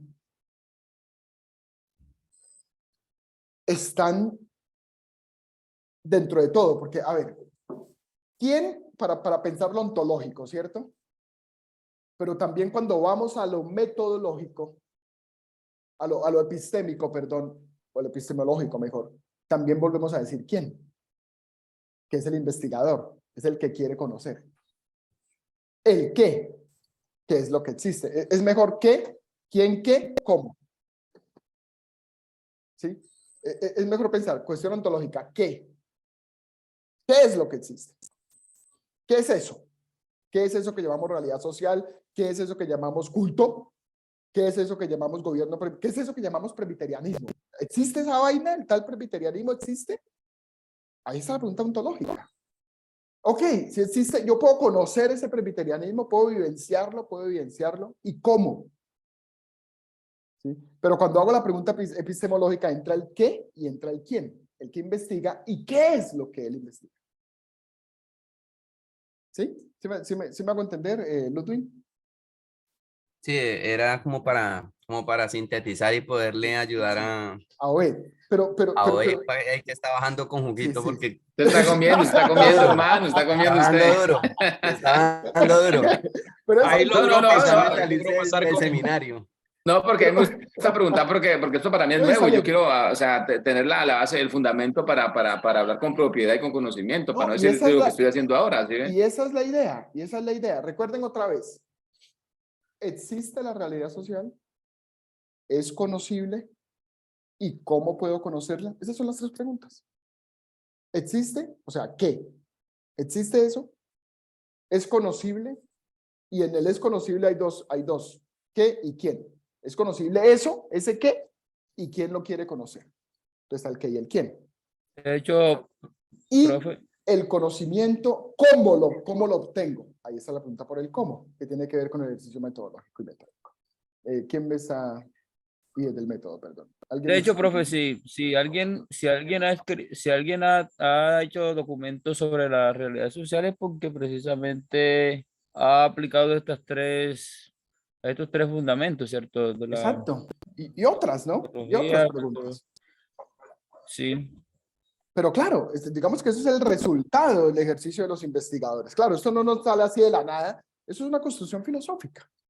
Es una construcción filosófica. Y eso es lo que ha permitido que el conocimiento avance. Recuerden que los filósofos antiguos tenían una concepción del cosmos y entendían que ese cosmos, eso lo van a ver ustedes en un curso que se llama Introducción a la Filosofía, espero que lo aborden, yo creo que sí lo van a abordar. Tener una concepción de ese cosmos, o cuando empecemos a hablar de historia de la filosofía también lo vamos a ver, una concepción de ese cosmos como un cosmos perfecto, medio divino, que no fallaba, que no erraba, que no se equivocaba, que tenía unos desaciertos, pero después volvía, era un cosmos en armonía. Y ellos decían que el ser humano debía imitar a ese cosmos, que la función del hombre era imitar a cosmos. Entonces el cosmos estaba en el centro. Luego llega el cristianismo y le da una patada a todo eso. El cristianismo tumba eso. El cristianismo acaba con la filosofía antigua. Pero luego la filosofía se reivindica y atropella al cristianismo con la filosofía moderna. Pero ¿cuál es el resultado? Que ellos comienzan a darse cuenta que ese cosmos no es tan armonía como se pensaba, sino que ese cosmos es más bien una cosa en caos. Y que es el hombre el que tiene que estudiar el cosmos y no amoldarse al cosmos, sino que es el hombre el centro y comienza todo ese ejercicio del humanismo que se da desde la filosofía. Pero es el resultado de hacerse estas preguntas y hacer las investigaciones del asunto, ¿sí? Y de construir formas metodológicas, construir métodos que permitieran llegar a ese conocimiento de las cosas. Entonces, cuando surge entonces la astronomía, y entonces empiezan a estudiarse los astros, y entonces nos dicen que la Tierra no es cuadrada, sino redonda, y que el tema no es como se pensaba, sino que es así y es asá. ¿Sí se da cuenta? Y esos son cambios epistemológicos. La episteme cambia, el conocimiento cambia. Y ya no es así como se pensaba por allá en los primeros tiempos, que todavía hay mucho que aprenderle a ellos, sino que ahora se está diciendo, no, espérese un momentico. Y ahora la filosofía otra está diciendo, no, tampoco es como decía la filosofía posmoderna, sino que es así, ¿sí? Y termina la filosofía otra vez dándole la vuelta a la cosa y el cristianismo disputando otra vez el escenario, que dura hasta la Edad Media, pero luego la filosofía se reivindica. Recuerde que es cuando Nietzsche surge, cuando surgen estos personajes que hablan de la genealogía de la moral, de la muerte de Dios, de todo este asunto, ¿no? Eso lo van a ver en filosofía, eso lo van a ir viendo a medida que vamos avanzando en este asunto y se van a encontrar una y otra vez con estas palabras y se irán especificando, clarificando. O usted llegará a la conclusión que llegó Obed desde el acervo académico, para decir ser, conocer y cómo conocer. Punto, viejo. O sea, no se mate la cabeza con eso. Yo había podido poner la cuestión del ser, la cuestión del conocer y la cuestión del cómo conocer, y no estaríamos enredados. Pero es necesario, es intencional que yo los meta en las categorías filosóficas, porque es que yo sé que se van a encontrar con docentes. Mira, usted le va a dar clase a un docente este semestre, que es de la Universidad San Alfonso. Eso es lo otro que les iba a contar que no les conté. Ya la San Alfonso se vinculó también al proceso. O sea, ustedes van a recibir clase de 3 instituciones educativas. Este programa es un programa interinstitucional. Ustedes van a recibir clase de la Facultad de Estudios Teológicos directamente, que somos nosotros. Van a recibir clase de la Universidad Seminario Bíblico de Colombia, que están recibiendo clase con Tatiana en este momento. Ella es de la Universidad Seminario Bíblico de Colombia. Y van a recibir clase de la Universidad San Alfonso, que van a tener una clase que se llama Escritura Académica con el profesor Robinson, que es el director del programa de Filosofía y Teología. Y es un filósofo kantiano. Y cuando ese man comience a hablar, les va a hablar de la episteme y de la ontología, ese man, y usted va a decir, pero esta vaina ahí de la insociable sociabilidad, pero este man, ¿qué es lo que está hablando? Porque es un filósofo y les habla en categorías filosóficas. Bueno, el tema no es filosofía, sino que es escritura académica. Espero que no vaya a ser tan denso, pero es un poco denso, ¿sí? Pero cuando usted tiene claro por lo menos estos significados, lo que esto significa, lo que quieren decir cuando dicen epistemología, ontología y metodología, ya bueno, este man, que la ontología del yo no sé qué, de Kant, del ser de Kant, más hablando del ser ahí, del Kant, ya, ¿sí? Entonces cambiamos esas palabras para no enredar, pero son las palabras de la academia.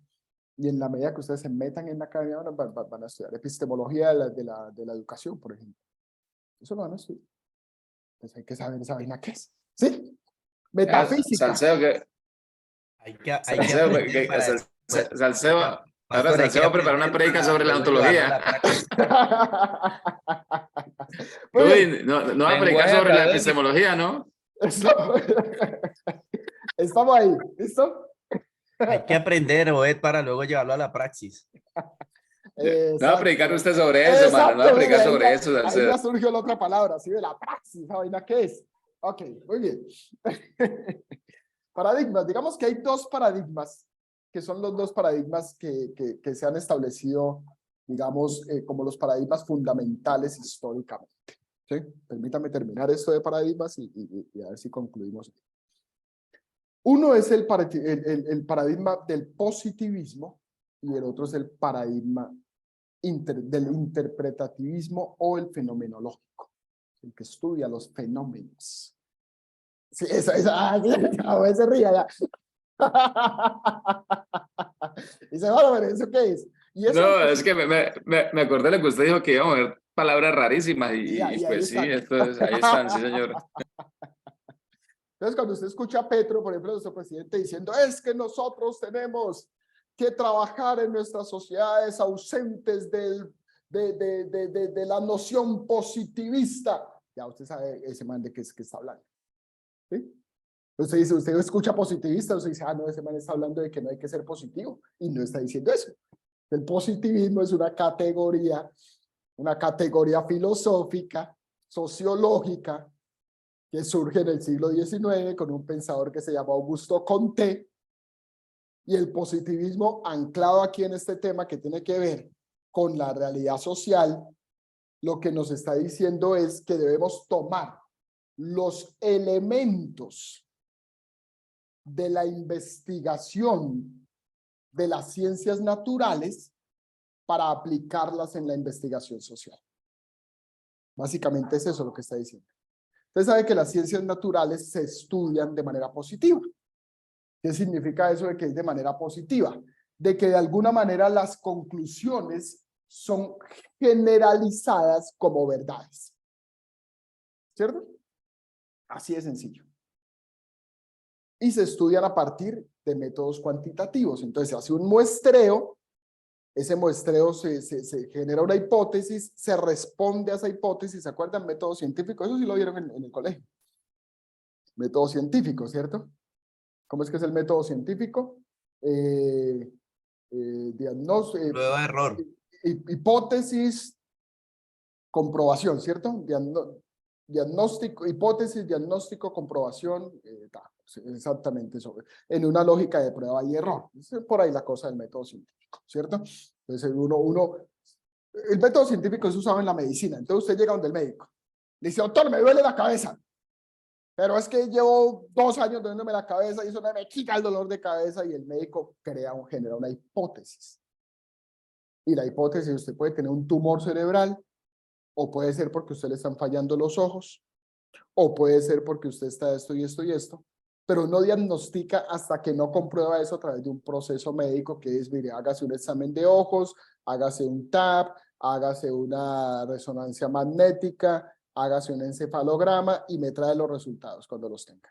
Entonces se va a hacer el proceso médico para comprobar, hipótesis, comprobación, ¿cierto? Comprobar que esa hipótesis que el médico dio es real. Ahora, los médicos ya no hacen tanta hipótesis porque los demandan, porque la gente a veces sale, no tiene lo que el médico le dice y se muere, ¿sí? Porque el susto los mata, entonces el médico ya dice, no vaya, hágase los exámenes primero, pero él tiene su propia hipótesis.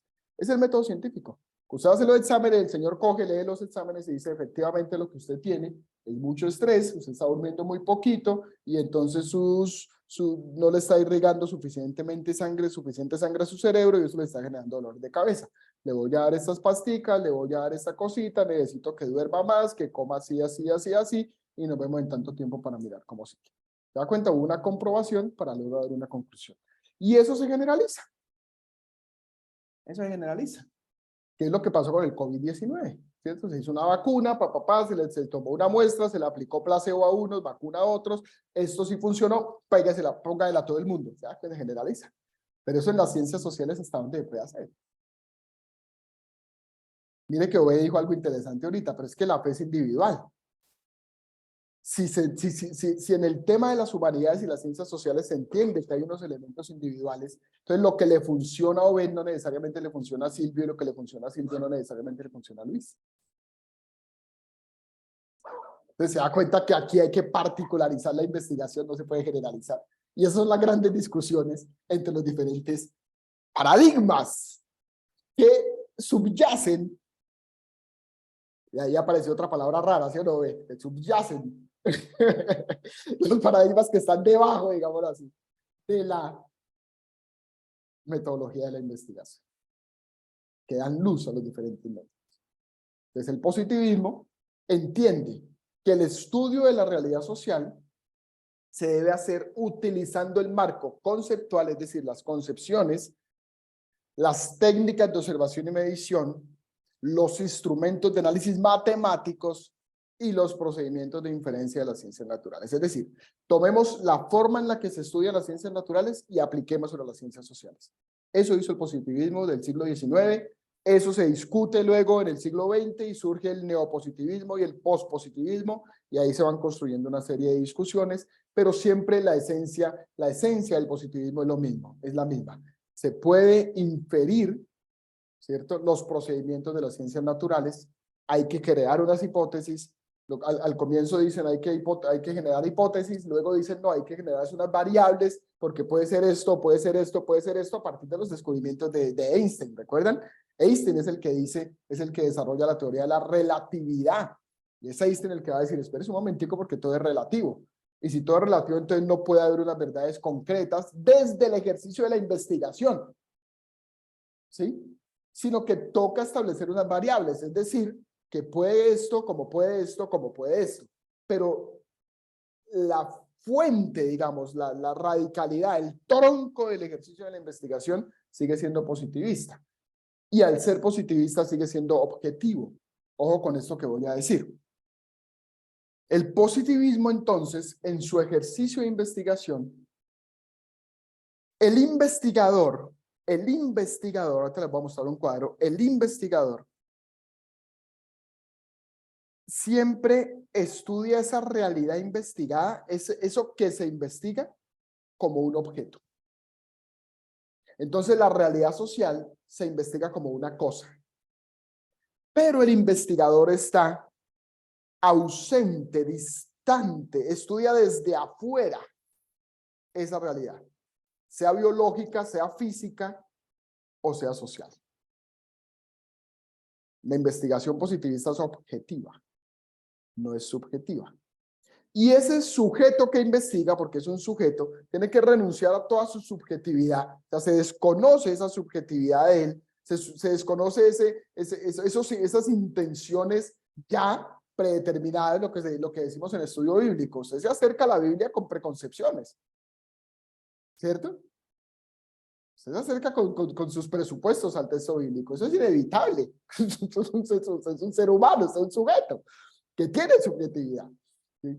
Se acerca a partir de eso y entender y conocer eso hace que yo por lo menos lo tenga claro para desligarme un poco de eso, para entenderlo, porque cuando digo no, eso no está presente, eso yo logro quitarlo y yo me acerco objetivamente al texto bíblico, eso es así cometiendo un error grave. Y eso estaba pasando con el positivismo, porque se estudian los procesos y las realidades sociales como objetos, y el sujeto está distante, estudiando desde afuera, no se implica en esa investigación.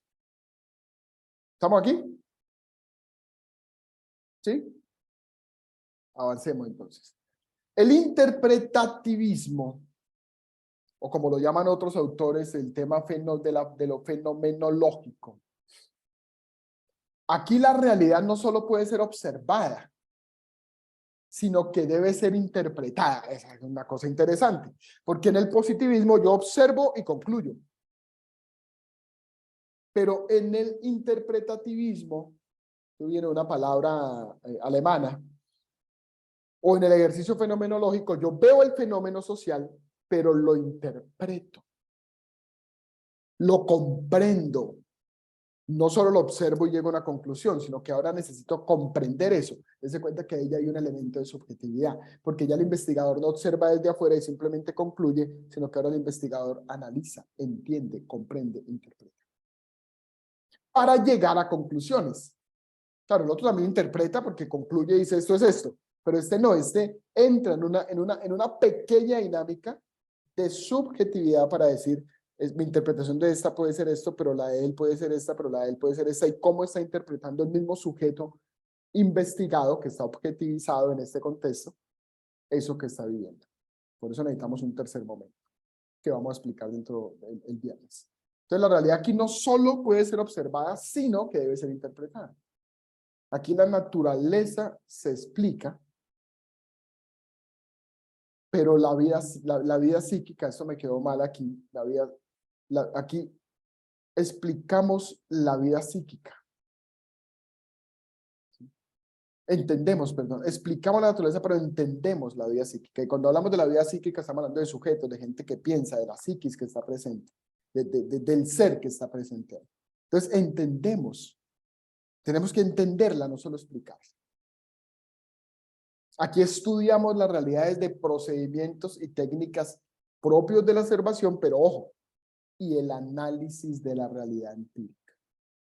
Ya no inferimos, ya no hacemos análisis matemáticos, sino que hacemos análisis de realidad desde la experiencia. Cuando hablamos de empírico, hablamos de experiencial, de experiencia. No en clave de experimento, sino de experiencia, de vivencia. Entonces aquí ya yo analizo de otra manera, ¿se dan cuenta? Y aquí no hago un cálculo matemático y aquí ya no hago una estadística y digo 2 por 2. No. Aquí ya yo necesito hacer un análisis de experiencia. ¿Qué sientes? ¿Qué piensas? ¿Qué quieres? ¿Por qué sientes, piensas y quieres lo que quieres? ¿A dónde quieres llegar? Las preguntas son distintas.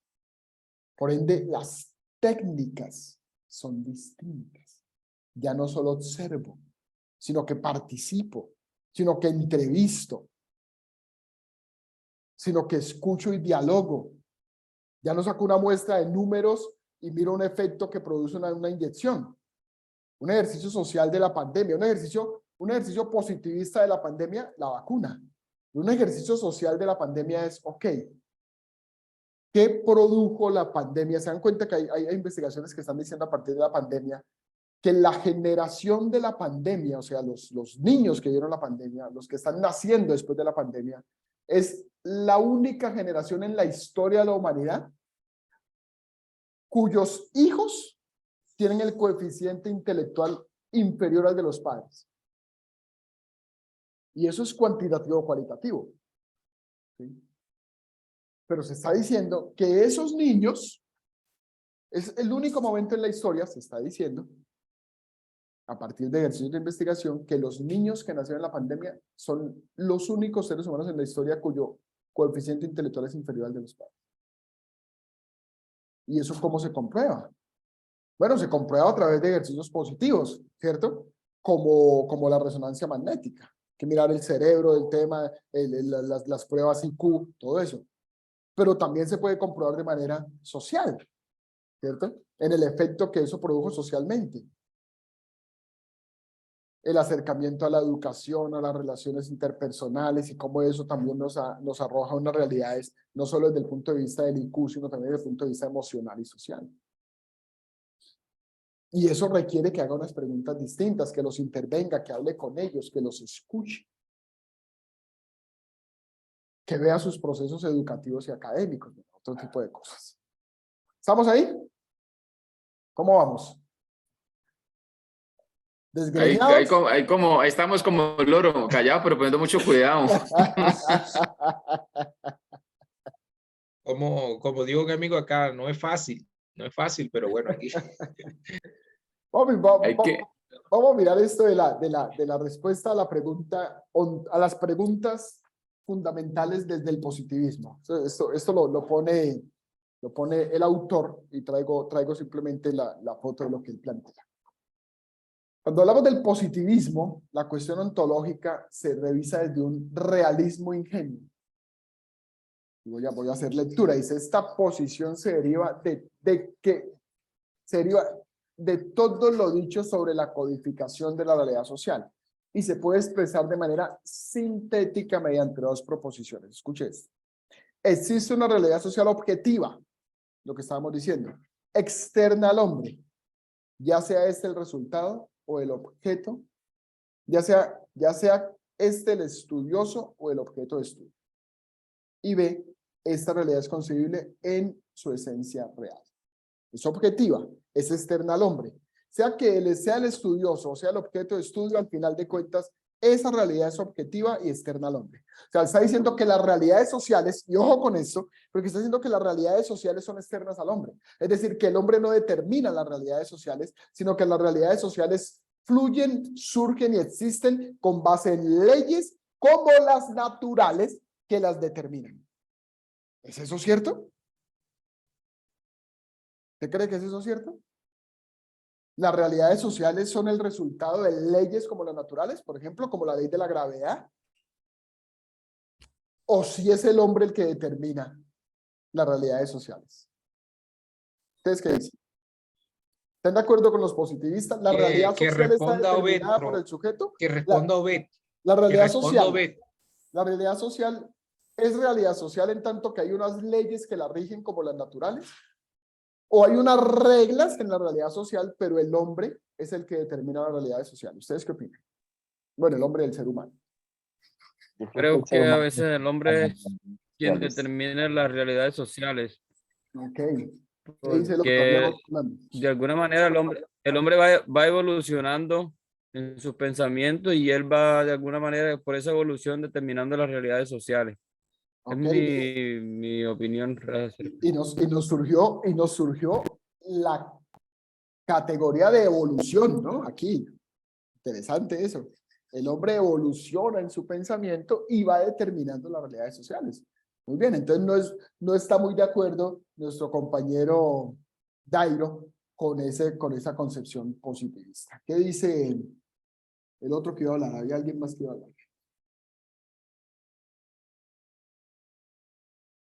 ¿Nadie me iba a hablar? Pues preguntemos, ¿qué dice? A ver, ¿a quién veo aquí cerquita? Hernando, ¿qué opinas tú?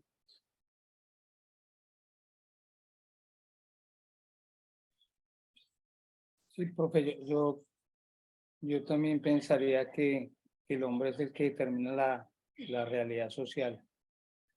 Exacto. Entonces no estamos tan de acuerdo con los positivistas en eso, ¿cierto? De que el hombre pertenece a una realidad social, pero no la determina porque está determinada por unas leyes que son superiores al hombre. Mire pues, la epistemología de lo que dice. Es dualista y objetivista. Está basada en la ley natural. Se afirma la posibilidad, con esta diapositiva termino porque si no fue la noche. Se afirma la posibilidad del conocimiento gracias a dos hechos. El estudioso y el objeto de estudio se consideran entidades independientes, dualismo. O sea, yo como estudioso, Ludwig va a estudiar liturgia, va a investigar la liturgia. Si lo hace desde el positivismo, él se considera una entidad independiente a esa liturgia que estudia. ¿Se da cuenta? Hay un dualismo ahí. Y dos, el estudioso puede estudiar el objeto sin influir en él o recibir su influencia. Entonces yo me voy a estudiar ese objeto, pero no soy influenciado por ese objeto, pero tampoco influencio el resultado de mi investigación. La investigación se produce mediante un espejo unidireccional. El conocimiento adopta la forma de leyes, lo que estaba diciendo hace un momento, basadas en la categoría de causa-efecto. Por esto pasa esto. Punto. Eso es así en la naturaleza, pero es así en la sociedad. Estas existen en la realidad externa con independencia de los observadores, leyes naturales. Y la tarea del científico es descubrirlas. No se teme al riesgo de que los valores del investigador puedan deformar su lectura de la realidad social. O a la inversa, que la realidad social termine por implicar al investigador y deforme su lectura. Esta posición que elimina los valores, ya termino. Esta posición que elimina los valores a favor de los hechos se deriva de la noción del hecho social como dato externo que no se puede modificar. Eso es de la ley natural, eso es de la naturaleza, eso es de las ciencias duras, pero ¿qué tanto aplica a las ciencias sociales? ¿Qué tanto aplica a la teología, por ejemplo? ¿Quién me iba a hablar, Dairo? Pero, sí, profe, ¿eso tiene entonces que ver con el tema del libre albedrío o qué? Cuando el hombre tiene, es quien determina el tema de la realidad social. Cuando O los hablamos de cambios realidad, que hay en cuando la hablamos de realidad social. social, sí estamos hablando de libertad, ¿sí? Estamos hablando del hombre en esencia, ¿cierto? Claro, si nos metemos en la teoría teológica del libre albedrío, también podríamos decirlo, solo que cuando pensamos desde realidad social en tanto realidad social, ¿sí? Pero diríamos entonces, si somos calvinistas, que siempre va a estar marcada y tendiente al mal, en la medida de que no haya un encuentro con Jesús, con esa gracia, ¿cierto? Cuando hablamos del estado de la gracia, ¿sí? Y que desde el estado de la gracia entonces se puede producir una transformación desde la influencia humana, que ya hay, porque recuerde que cuando hablamos del libre albedrío hablamos de estado de inocencia, estado de pecado, estado de gracia, estado de gloria, ¿cierto? Entonces, en el estado de pecado el hombre tiende al mal, solo entiende el mal y no puede hacer nada para hacer un bien verdadero o para obtener su salvación. Entonces, hay una realidad social ahí, pero siempre con una tendencia al mal. Pero es influenciada por el hombre. Y se tiene que estudiar esa influencia del hombre. Claro, estoy sacando un poquito, entre comillas, a Dios del escenario, porque estamos estudiando la realidad social. Ahora, cuando iluminamos eso desde el texto bíblico y traemos el elemento teológico, se da cuenta que hacemos una combinación metodológica, que es lo que yo estoy diciendo ahí. Articulemos entonces la teología, los métodos teológicos con los métodos de las ciencias sociales para que estudiemos a las comunidades. Que fue es lo que se ha hecho desde ya algunos estudiosos que están conectando la IAP, la investigación acción participativa, con el método de acción, con el método de la teología de la acción. Y es desde ahí donde surgen muchas teologías contextuales, ¿sí? Ustedes tienen que estudiar teologías contextuales, ¿sí? Pero te das cuenta que tú trajiste un elemento distinto, que trajiste un elemento que es de otro lado, que es de las humanidades, que es de la teología, y lo metiste aquí en esto que estamos hablando, que es de la realidad social, para decir, ok, Dios, ¿qué tiene que ver en esa realidad social? ¿Y cómo estudiamos eso? Entonces nos toca traer el método teológico para estudiar eso desde los elementos del método teológico, que serían la Biblia, la producción teológica, para no ser católico, ¿cierto? No decir la tradición, y la historia. ¿Verdad? Y eso en contextos puntuales. ¿Estamos ahí? Pero claro, esa sería una pregunta que nos tendríamos que hacer. Y esas acciones de bien en esas realidades sociales, ¿qué significan? Eso Edwin Palmer lo dice muy bien, ¿no? Él habla del bien relativo y del bien verdadero. Él dice, no se puede hacer nada verdaderamente bueno, pero porque lo verdaderamente bueno tiene 3 características, ¿cierto? Esta y esta. Es para la gloria de Dios, no tiene ninguna intención egoísta, ¿cierto? Y solo persigue el bien del otro. Creo que es por ahí, o es buen resultado del amor. Él dice, hay cosas buenas que hacen los hombres, pero no tienen esos 3 ingredientes. Entonces no son verdaderamente buenas. Para hacer algo verdaderamente buena necesita la intervención de la gracia, el encuentro con la gracia de Jesucristo, esa gracia irresistible de la que hablaba Calvino, ¿cierto? Y entonces ahora sí puedes hacer cosas verdaderamente buenas. Hay que mirar eso que tanto y eso que tanto no, pero eso es una pregunta más teológica. Bien, pero está en esa línea. ¿Respondí tu pregunta, Dairo? Sí, profe. Ok. Ahora, metodología. ¿Ustedes se dan cuenta? Realismo ingenuo, eso es ingenuo. No, espera un momentico, el estudioso no puede estar apartado del objeto. Dualista y objetivista, ¿no? Espera un momentico que la realidad sí puede implicar al investigador y el investigador puede implicar a la realidad y además eso puede deformar sus realidades. Hay que tener en cuenta la subjetividad. Y metodológicamente es experimental y manipulador. Porque los métodos y técnicas de la investigación positivista, así como su planteamiento de fondo, se basa en los empirismos clásicos de las ciencias naturales. Las ciencias naturales se tienen que manipular, porque si no se manipulan, ellas no son subjetivas. ¿A dónde está la subjetividad de los animales, o de las plantas, o de los mares, cierto? Eso toca manipularlo. Profe, una pregunta. Señor. Una última pregunta, si me lo permite, profe. Dale. Si te lo permiten los compañeros. ¿Usted cree que nosotros hoy no... Sí, hoy no estamos predicando, hablando de la realidad de la iglesia como tal, hablando de la iglesia como sociedad, no le estamos predicando de acuerdo a la realidad de la iglesia? Otra vez, no te entendí la pregunta. ¿Qué me respondería?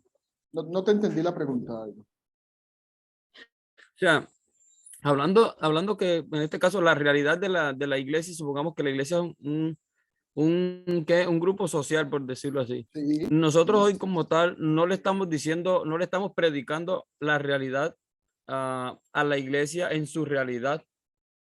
Pero eso, yo no te podría decir ni sí ni no. Porque si yo te digo, no la estamos predicando, pues yo estaría haciendo un juicio de valor y además entrando en una generalidad. ¿Sí? Y sería demasiado irrespetuoso y demasiado irresponsable yo decirte sí. Pero si te digo no, pues tampoco, porque yo no sé. Eso es una pregunta de investigación. ¿Hasta qué punto nosotros estamos hablando de la iglesia desde la realidad en la que la iglesia se encuentra sumergida ahí? ¿Hasta qué punto somos idealistas o hasta qué punto estamos creando un universo paralelo a partir de nuestra predicación? Eso es un tema para investigar. ¿Y cómo se investiga? Pues haciendo ejercicios, técnicas y métodos de investigación. Hay que ir a hacer observación, hay que ir a escuchar, hay que ir a hablar con la gente, hay que ir a hablar con los pastores, hay que mirar qué es lo que pasa. ¿Sí? Pero es una pregunta para responder a partir de un ejercicio un poquito más, por lo menos desde lectura, desde revisión bibliográfica, ¿cierto? Para mirar uno y decir, oiga, miren, estamos diciendo a la iglesia cosas que no tienen nada que ver con su realidad social. Pero eso habría que revisarlo, ¿sí? Y lo puede hacer uno en uno mismo. Bien, concluyo con esto. Los métodos y las técnicas de la investigación positivista, así como su planteamiento de fondo, se basan en el empirismo clásico de las ciencias naturales. La experimentación, el experimento. Es decir, no la experiencia en el experimento. Es decir, se adoptan todos los principios del método empírico. El modo de proceder inductivo, que plantea principios generales a partir de casos particulares observados. Entonces, miran un caso particular y dicen, como es así, así es en todo. Eso es generalizar, ¿no? Nosotros tendemos a hablar generalizando. Por eso te respondí así, Dairo, no podemos generalizar, no podemos decir que la iglesia, no, porque cada caso y cada situación es particular. Yo no puedo decir que Edilson no le está predicando la realidad, pero tal vez Albeiro sí, o sea, sí me hago entender, o sea, eso hay que investigarlo particularmente. ¿Mm? Esa es una de las diferencias entre los diferentes abordajes. Totalmente distinto. Aquí no, aquí se generaliza a partir de los casos particulares observados. Se estudia un caso y ese caso se generaliza para todos. La formalización matemática, que aunque no siempre es viable, representa la aspiración fundamental del científico positivista. La técnica idónea sigue siendo, con las limitaciones de su aplicabilidad a la realidad social, el experimento, que se basa en la manipulación, el control de variables implicadas y en la distancia entre el observador y el observado. Y lo observado. Ahí está. ¿Sí? Sigue siendo un tema que no es tan aplicable a la realidad social. Claro, eso en el siglo XIX era una cosa hermosísima, viejo, porque en el siglo XIX cómo se estudiaban las realidades sociales. También hay que ser honestos con el tiempo. Eso se va desarrollando progresivamente, pero lo que tenía método de investigación eran las ciencias naturales. Cuando se empiezan a estudiar la sociedad, pues ¿con qué la va a estudiar usted? Pues con los elementos de las ciencias naturales, porque no había otros. Eso es una cosa que se va produciendo, que luego Weber desarrolla de una manera maravillosa, siendo un protestante, algunos dicen que presbiteriano, ¿cierto? Los presbiterianos le han aportado a la humanidad cosas deliciosas. El problema es que nos hemos querido volver bautistas y eso nos está pasando factura, viejo. Eso nos está haciendo mucho daño. Es que seguir siendo presbiterianos. No podemos querer seguir siendo bautistas. Hay que seguir siendo presbiterianos, porque los presbiterianos son conexionales y transforman el mundo. O mire a nuestro señor, ¿cómo se llama? Abraham Kuyper, en Holanda, que transforma la educación. Son presbiterianos. Orlando Fassborda en Latinoamérica, expulsado de la iglesia presbiteriana. Pero la Facultad de Sociología de la Universidad Nacional, que es la segunda universidad más importante de Colombia y una de las 50 más importantes del mundo, se llama Orlando Fassborda. Esas cositas, los presbiterianos producen ese tipo de cosas en la historia y en la humanidad.